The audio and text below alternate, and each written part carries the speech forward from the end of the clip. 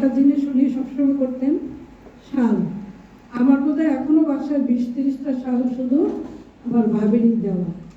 মানে এতটাই স্নেহপ্রবণ ভাবি আমি খুব কম দেখলাম। বরিশালে আমাদের শহরের বাড়ি, কাঠের চুলা।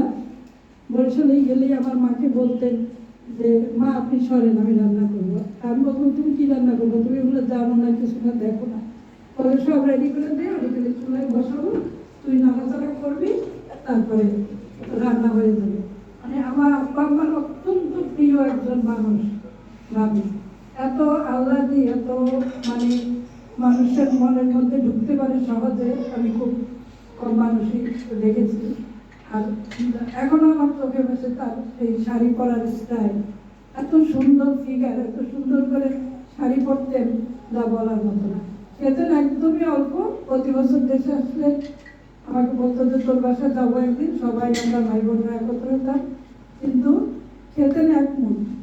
আমাকে বলতো যে স্বপ্না বেশি খাই না, তখন ভাবে অসুস্থ আমি জানি, কিন্তু কোনোদিন টেলিফোনে কোনো তার নিজের অসুখের কথা আমাকে বিস্তারিত বলেন না।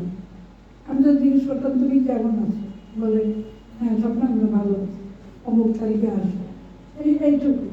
কিন্তু তার যে আমার ছোট 2 ভাই আছে, ওদের প্রতি যে তার মহব্বত, টান, আমার বাবা মার প্রতি যে তার শ্রদ্ধা, এগুলো আমি দেখেছি আমার খালাম্মা, মানে কবিতা তার ওয়াইফের কথা বলতেছে, আমার খালাম্মার কাছ থেকেই ভাবি পেয়েছেন। খালাম্মা প্রথম থেকে বলে দিয়েছেন এই 2টা তোমার ভাই নাই, ভাই তুমি দেবন হিসাবে দেখবা না।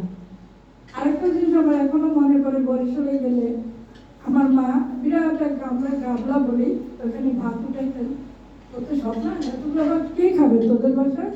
আমরা 4 ভাই বোন, বা তোদের ভাত খাওয়া দিলে তো আমি প্রায় অস্থির, কি বলিস তুই? বলি এতগুলো ভাত করে এক একটা মানুষে খায়। তো মানে এখনো আমার স্মৃতিতে তার যে এত স্মৃতি।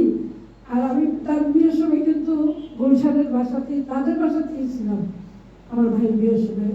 ভাবির বোনদের সাথে ছিলাম, রিনু আপা ছিলেন না, দিলা আপা ছিলেন, মিলা আপা ছিলেন, ওনাদের সাথেই আমি এই বাড়িতে, ঢাকায় আমাদের তখন কোনো বাড়ি ছিল না, ওই বাড়িতেই আমি আসলাম। আসার পর ওই বাড়ি থেকে বিয়ের সব কিছু অ্যারেঞ্জমেন্ট করার পরে ওখান থেকেই এই নানান স্মৃতিগুলো এখনো মনে পড়ে, যা মানে কখনো ভোলার নয়।